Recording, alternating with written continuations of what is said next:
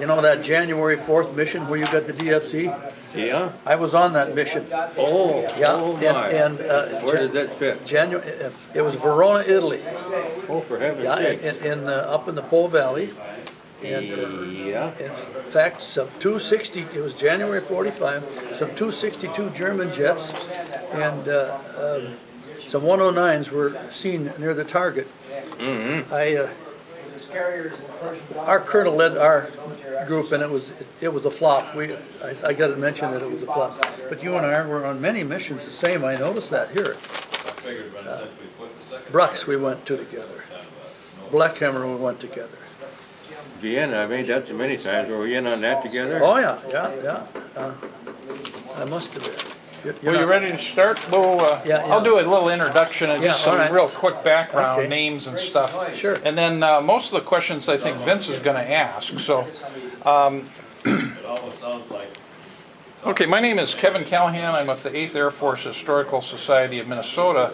I'm here today on April 11th of 2012 with Dexter Shultz and Vince Parker.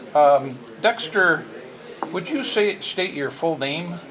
Dexter Charles Shultz. Okay, and Vince, maybe you can give your full name. Vincent Donald Parker.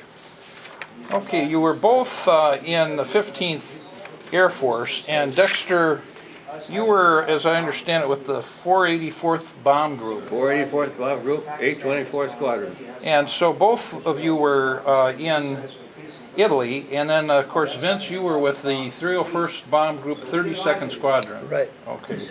And you were based in Foggia, and it would have been the Lucera Airdrome or whatever. Right.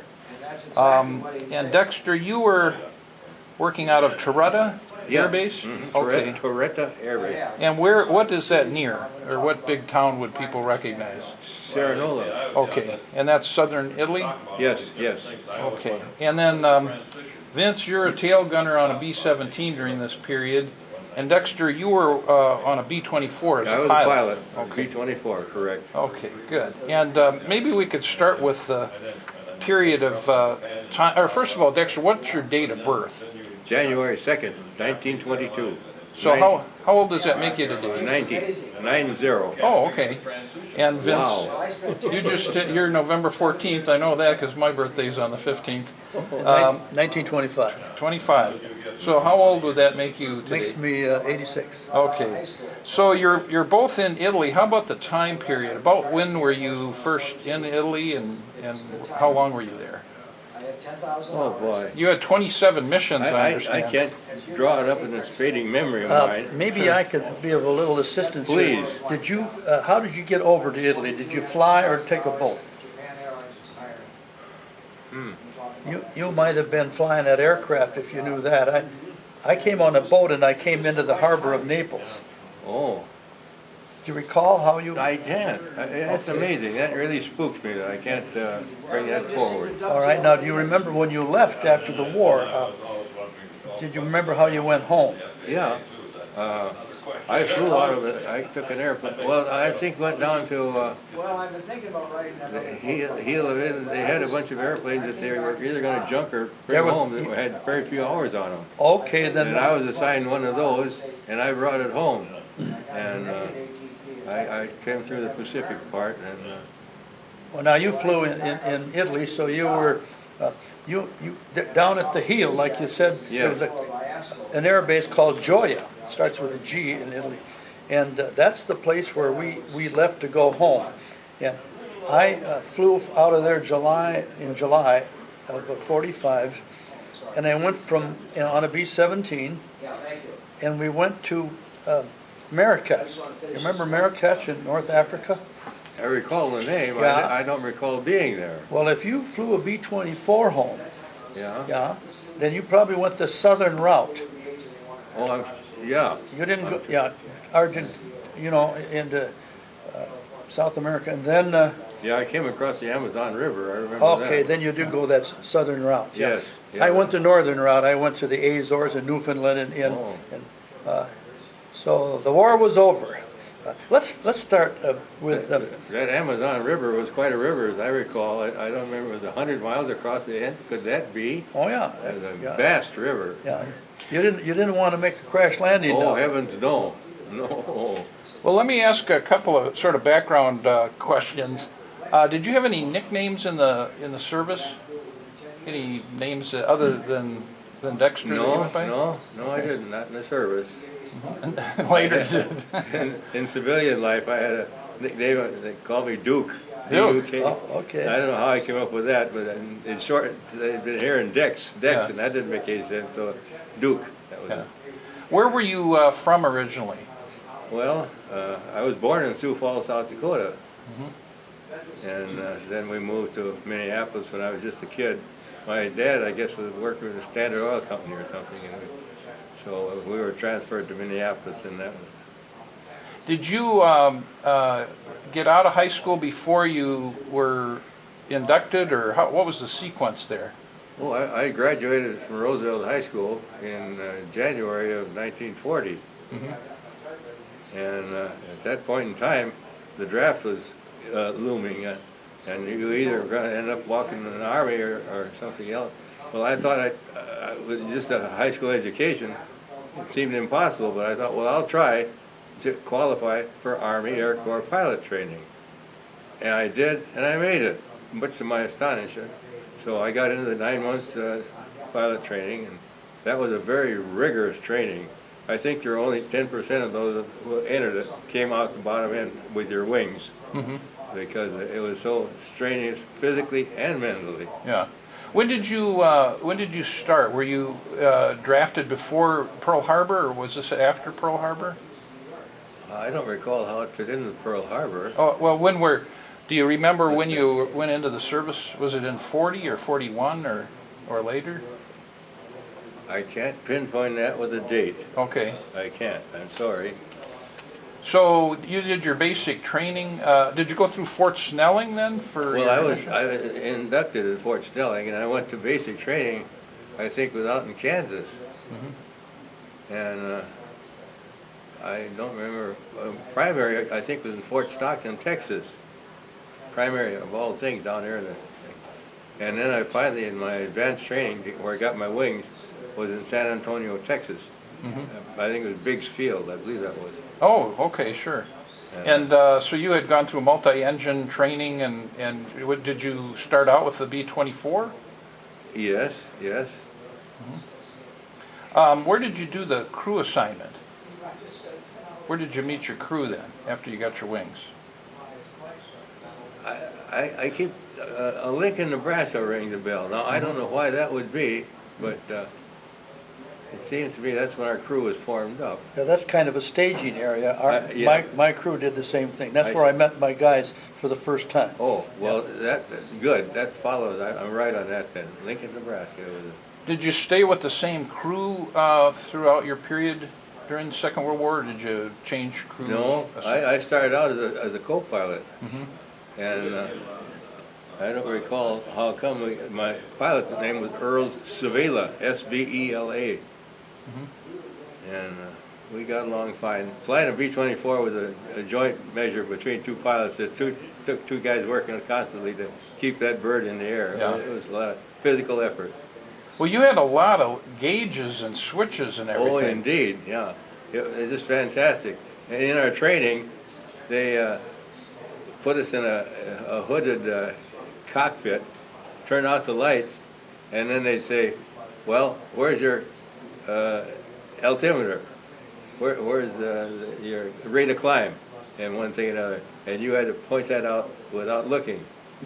And if you could do that, then you were all set to go for the next phase. Well, I know I heard Vince, I should say, tape recorded Larry Bachman one time, and he said there were over 200 gauges and switches, and he had to memorize over 80 of them in a B-24 to be able to point to them blindfolded in order to pass the testing to become a pilot. Yeah, you had to be able to find them in the dark. That was the whole idea. That's why the blindfolding.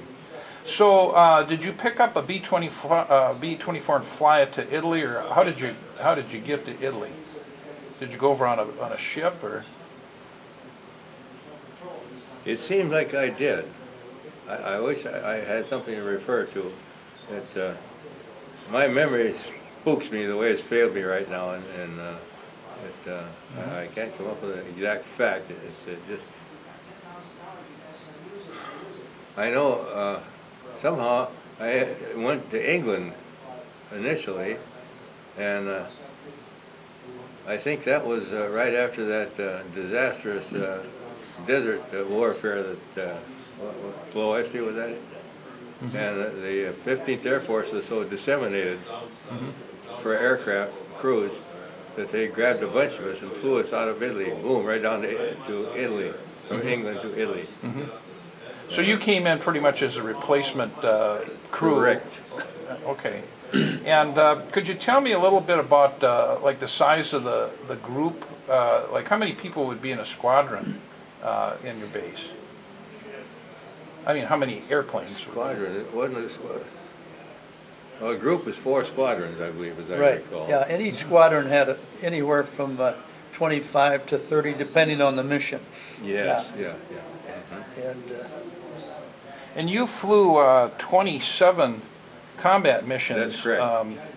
And as I understand it, you also received the Distinguished Flying Cross. We have a citation which yes, I did. It was printed in the newsletter for the 8th Air Force Historical Society. Right, that's correct. How was it that you went from being the co-pilot to the pilot? Was the pilot transferred or injured or killed, or how did you become a pilot? I wish I could say exactly why that was. I don't recall what happened to Earl. after so many missions of flying. I believe that was correct. And I think he had flown out his number of missions, and that left me hanging out here. I had to move into the left seat. left seat, correct. Oh, okay, so he finished before you. That's right. And you were. I slipped into that position then. Yeah. Did you have any memorable other crew members? Did you get close with the members of your crew? Have you seen them since? Yeah. My navigator, the name was Aaron Abrahamoff, AAA. If that isn't a name for you, I wrote that down so many times on my.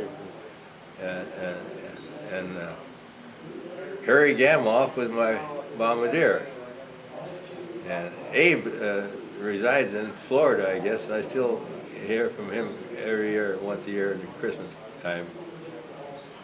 But well, that's terrific. So you still have one of the members of your crew still alive. Well, one of our crew members still lives in Richfield. His name is oh boy. And he's still alive? Yes. Oh. I see him a couple times a year. Oh heavens! His name's right on the end of my nose. Well, it'll probably come to you. Did you have a name or any like nose art or anything that distinguished your airplane, or Yes, did you? absolutely. My airplane was a number 18, and written on the front was a rear ender. And it was a picture of a donkey. Somebody painted a donkey, and he was looking back over his shoulder. Uh-huh. And that is in some record someplace. I've seen it in books. But we were number 18, the tail enders. That was my crew. Well, I know Wally Foreman, or is that how you pronounce it?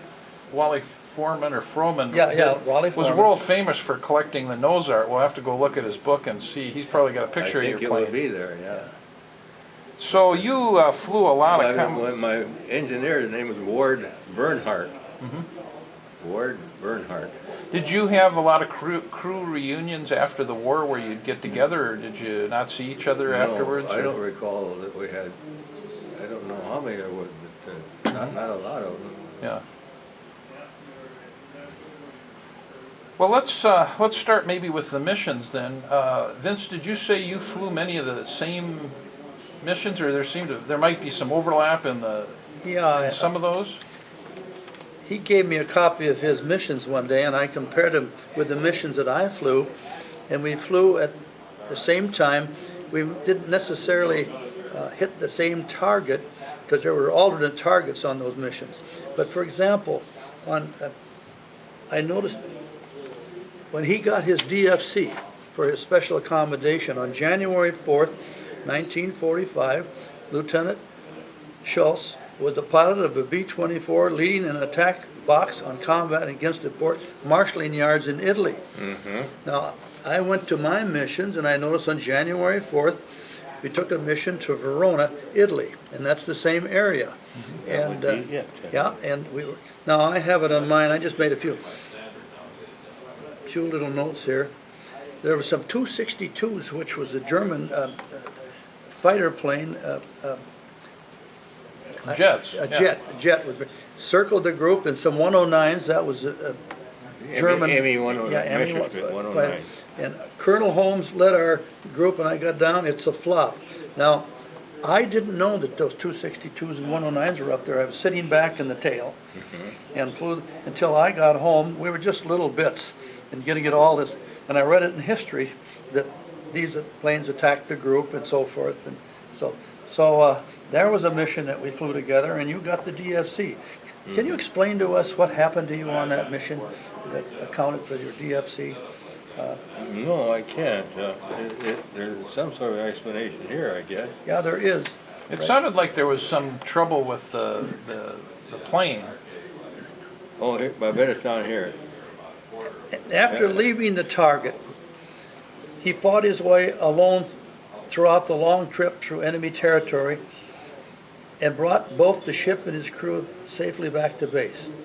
Despite the severe damage to the aircraft, by his leadership, professional skill, and devotion to duty, Lieutenant Shultz, through his combat efficiency and personal experience, set an example with great credit upon himself, and the Armed Forces of the United States of America was awarded the Distinguished Flying Cross. That's quite a tribute to him. Isn't it?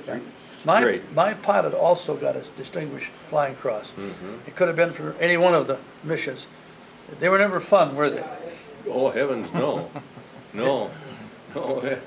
I can recall the early morning briefing we had at 3 or 4 o'clock in the morning before we go off on fishing. And they would project the target on the wall through photo. And when it was mentioned Vienna, everybody just shuddered, because having been there once or twice, we realized that the flak was deadly. We couldn't even explain how, when you come in on that target, it was bouncing all around. That big old B-24, that was a big airplane, and it was puffing around like a Piper Cub, So you felt the blasts? They were close. Oh yes, it shook. Shook the plane. Did you ever get hit by flak yourself when you were flying, or? No.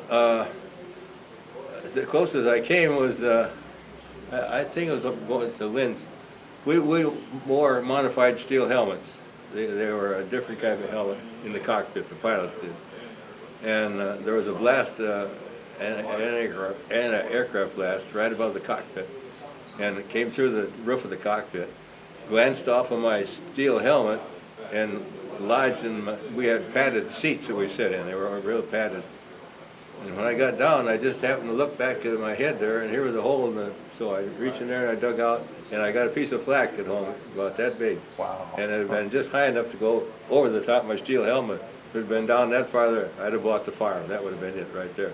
So it actually hit the helmet and bounced? It glanced off the top of the helmet, right into the, it didn't hit it direct, it wasn't, but it glanced off of it right into the padded backrest. Well, you were lucky then. You're here Very today. fortunate. I used up all my luck right there.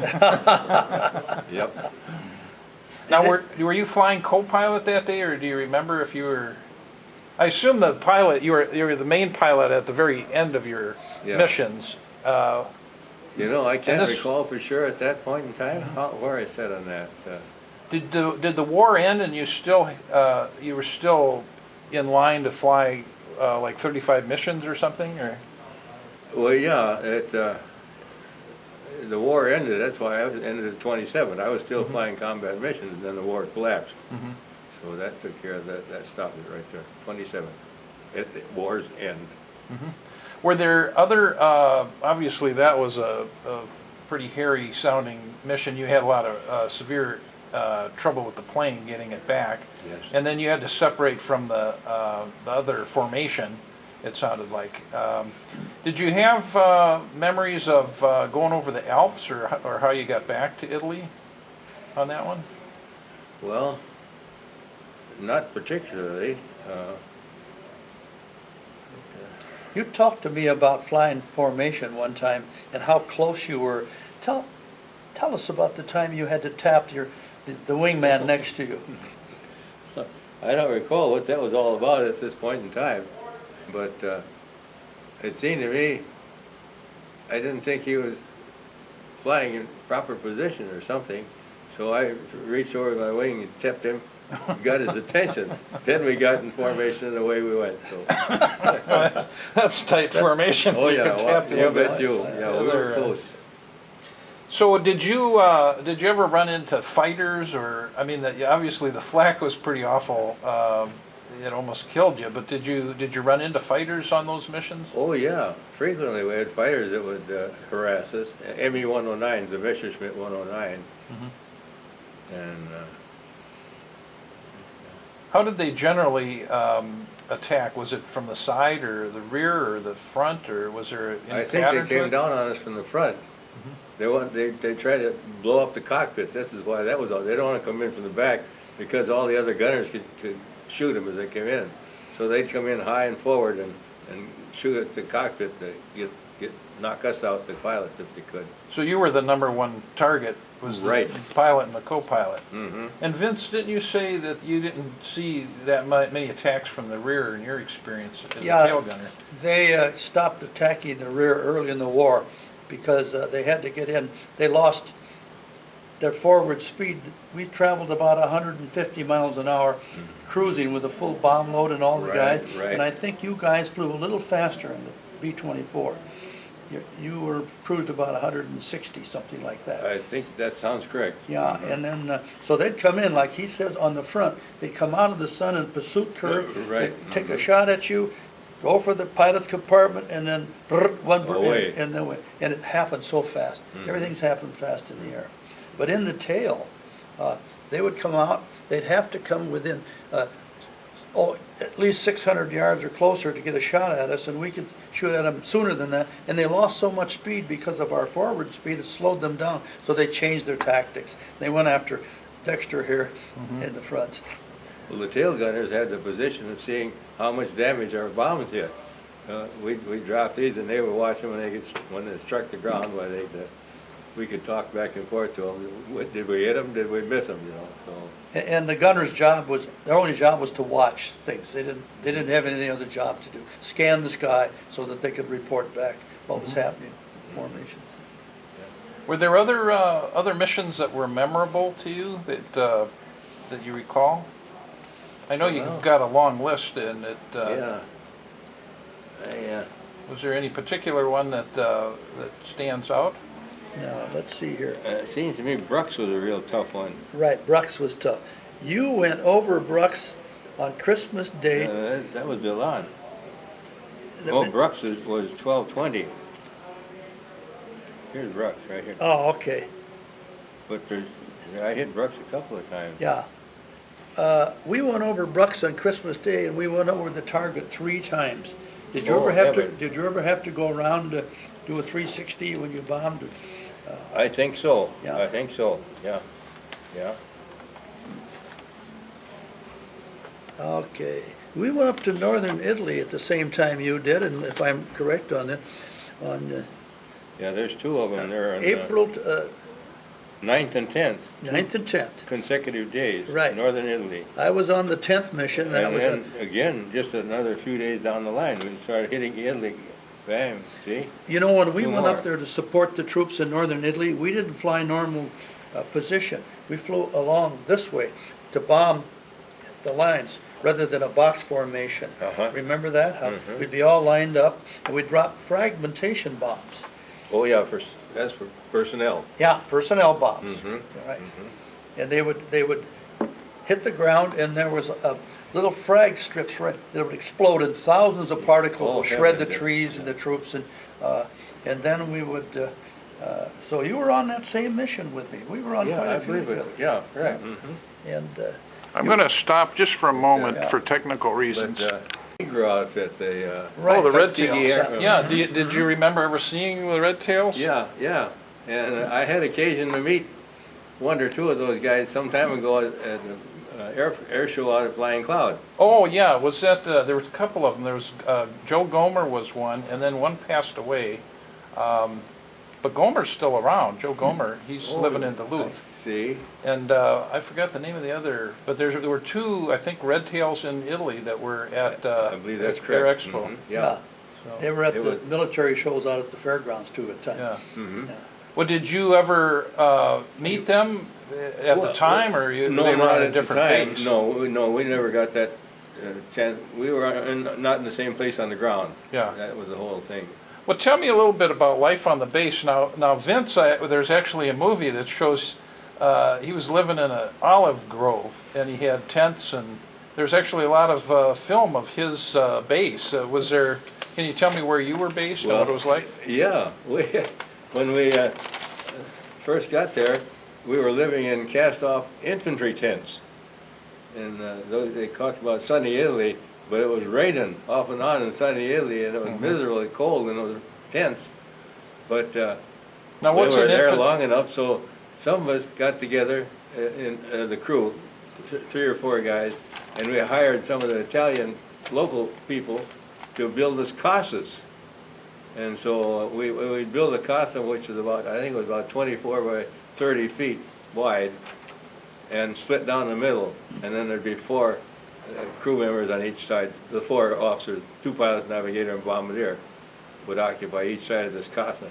So the latter part of the war, we lived pretty good. We had a nice bunk in there, and nice. Now, casa meaning a house, or? Well, yeah, that's the Italian word, I guess, for a shelter, a building of some sort. Yeah. Not a fancy one at all, but you might say a big garage. Well, did they have like building materials, like bricks or stone? Huh.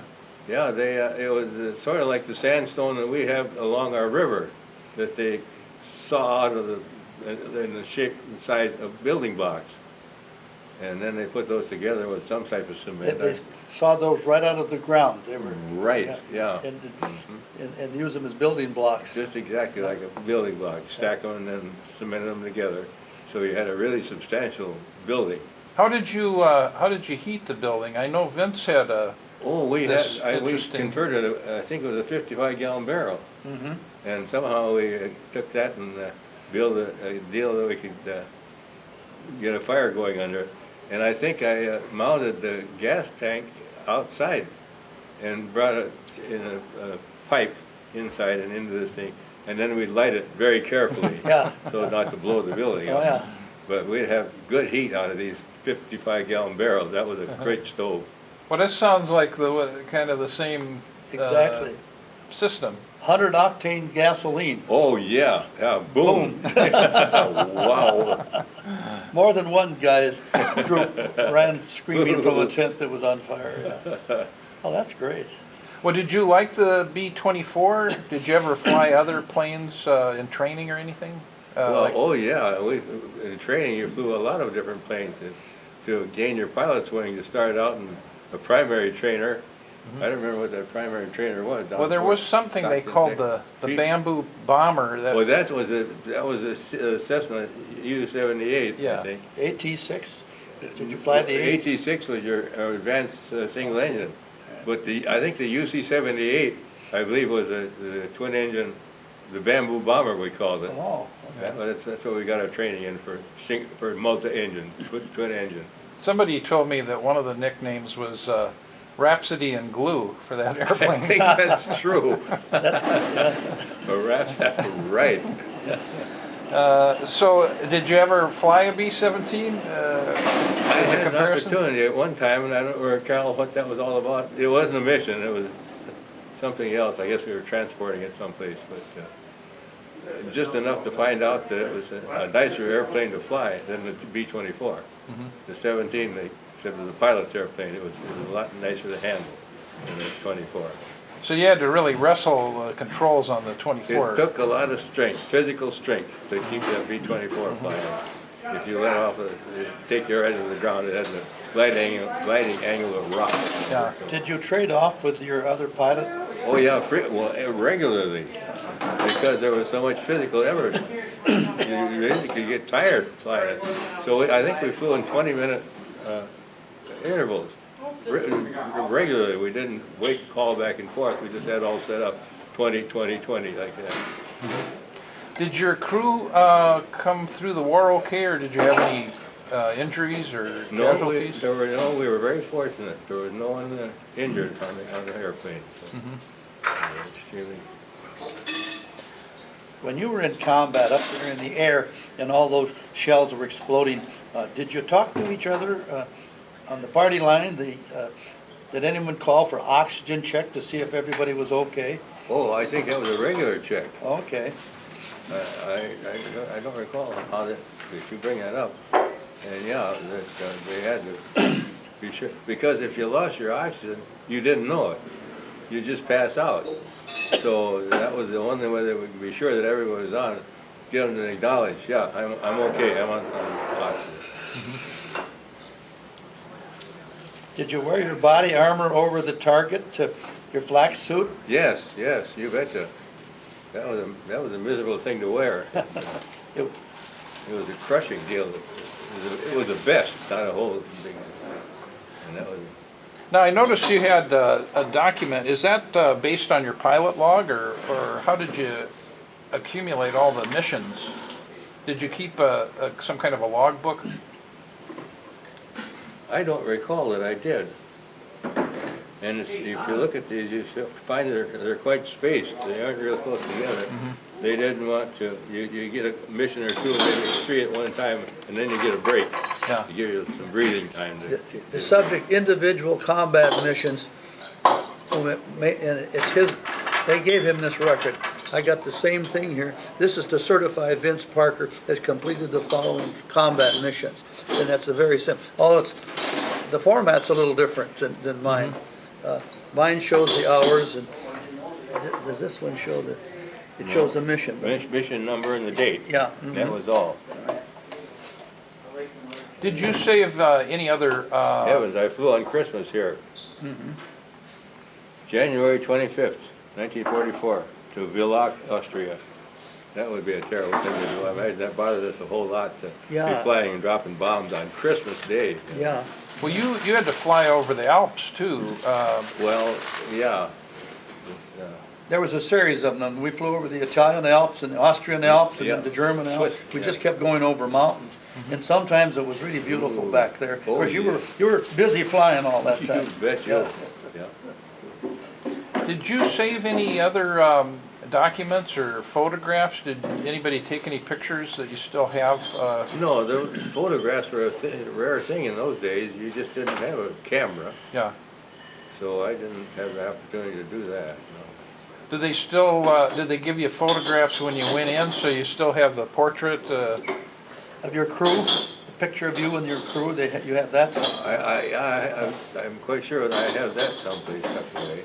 Has your family ever recorded like we are doing here today, or have you written anything about your combat, Dexter? No. Okay.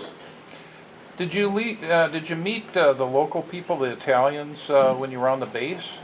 Did people come onto the base that were not American? Yeah, to a degree. As I say, we hired some of them to build us a casa so we could get out of these tents that were blowing down around our ears. But they used to do our laundry. Yeah, right. Yeah. That was a big deal, laundry. Yeah. And and we had a barber that was an Italian fellow. Yeah. Mm-hmm. In fact, one day he was missing, Giuseppe, and the word went around that he got too much information from those of us that were sitting around and talking about combat. So we had to kind of watch those things at times. Now, did you say you started out in an infantry tent? Is that like the big tents that Vince had, or was an infantry tent a small tent, or? Oh, it was a medium-sized tent. And we had army cots that folded down up, and we slept in. And, GI blankets. Right, yeah, heavy GI blanket. Scratchy. Yeah, there was nothing like sleeping bags in those days. No. So the war ended, and then did you fly home? You said something about going over the Amazon? Well, yeah, well, at the end, war's end, they had down in the southern part of Italy, was a gathering point for all the new airplanes to come. They'd fly them over from the States and stack them up in this area down there. And when the war ended, there was a bunch of brand new airplanes that only had the time from the States over to Italy, and they wanted to bring those home. So they assigned some of us to go down there and pick up a brand new airplane and fly it back home. And So you took a southern route. Did you go through like Africa or? yeah, I recall going across the Amazon River, so that would have been down in Africa. That was such a long crossing. It impressed me. I don't remember how many miles it was, but the Amazon is very wide. And came on home, and where did I drop the ship? It's, Were you discharged pretty quickly then after getting home, or was there a period of time you were still waiting for the Japanese war to end, or? I can't recall about that. But, Well, the first thing you I get don't is, think there's any delay. I remember we got a convalescent leave as soon as we got back to the States. We went home for 30 days. Yes, yes. Yeah. And you probably did that. I believe that's right. Yeah. Well, a number of people, like Bob Clemens, said he was in training to go to the Japanese, Pacific War, but it all ended over there too. So he didn't have to. We get didn't involved with encounter that. No. Yeah. So what did you do then after discharge? Did you use the GI Bill, or what did you do after the war? I had a friend that was in home building, as I recall, and I went to Dunwoody, I think it was, to pick up a carpenter's trade and learn my carpenter's trade, and went into construction then, building brand new homes. So that's what I did for a number of years. I worked as a carpenter. And have you ever been back to Italy or seen the old base? Or No, I never have, no. have you ever been on one of those honor flights that takes the people out to the Washington D.C. World War II Memorial? Yes. Yeah, I made one, if not two of those, when we had a complete tourist tour of Washington, D.C. One of them, my wife accompanied me. We went out there on that. By Sun Country, I guess it was, that we flew it on. One of the people who organized Sun Country was my son-in-law, Jim Olson.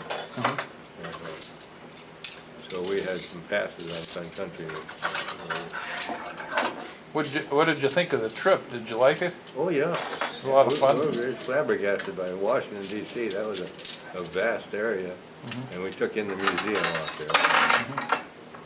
Very impressive.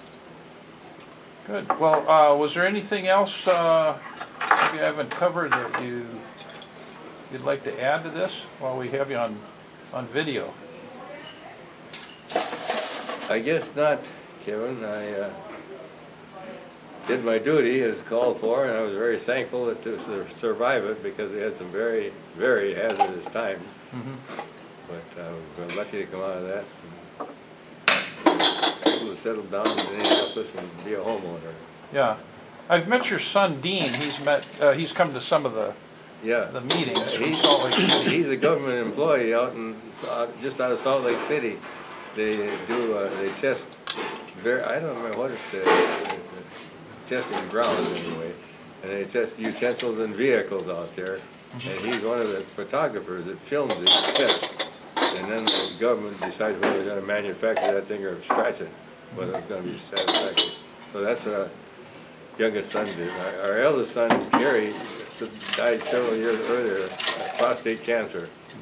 And I think he was in Kansas City at that time. When you came home from the war, did you meet your future wife right away? I'm trying to recall was she your girlfriend when you were overseas? No. You didn't write to... Well, wait a minute now. I don't remember the girlfriend part, but she was my wife when I was overseas because she trained me through a lot of missions. Oh, great. We got married, I guess, then early on because So you weren't married, you were married at the time you were overseas then? yes. Oh, yes. okay. Yeah. So what is your wife's name? Violet, Violet, Violet. She was a Norwegian girl. Her last name was Newland. Oh, okay. N-U-L-A-N-D. So, Well, I want to thank you for doing this, and it's an honor to hear your story. I appreciate your taking the time to do this and get your story on videotape. I'll make copies for you and your family so we have a record of that. So, thank you. Congratulations. But well, yeah. Thanks for your service and all that stuff. Well, thank you, sir. We got home. We made it. Yeah, we made it. We made it. Used up all our luck, but we Yeah. made it. Thank you, Ken. Thank you.